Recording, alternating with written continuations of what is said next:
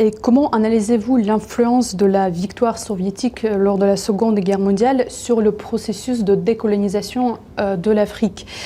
Que serait-il arrivé, si on peut essayer d'imaginer, à l'Afrique si le nazisme avait gagné? Ah, ça a beaucoup contribué, je peux dire. Alors, si le nazisme avait gagné, je ne peux pas imaginer. Mais j'imagine, vous savez que les gens ne respectaient pas le noir. Jusqu'à aujourd'hui, ça continue. On a toujours qualifié le noir de sous-homme. Certains nous voyaient comme des animaux, en fait. Vous avez suivi les histoires de la colonisation, de l'esclavage. Les noirs ont été torturés, exposés dans des cages comme des animaux sauvages en Europe et tout.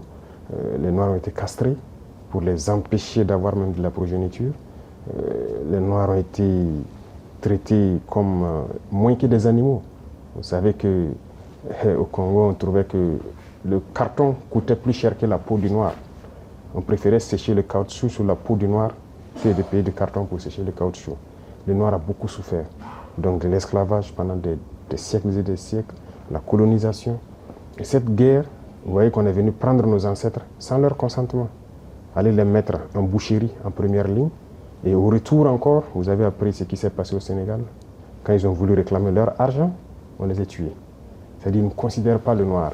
Et ça, ils sont allés se battre aux côtés des soi-disant alliés, qui les traitent comme ça. Mais imaginez si c'est le nazisme qui avait gagné. Ça allait être une catastrophe. Donc voilà pourquoi j'ai dit que c'était une lutte à mener. C'était une vraie folie dans le monde. C'était une lutte à mener et l'Afrique a participé. Et aujourd'hui, on peut dire merci parce que le peuple qui a consenti le plus grand sacrifice, c'est le peuple soviétique. Personne n'a perdu autant d'hommes, personne n'a connu autant de destruction pendant la guerre que le peuple soviétique. Donc nous sommes reconnaissants et je pense que c'était nécessaire pour que le monde soit aujourd'hui et que l'Afrique aussi puisse espérer continuer.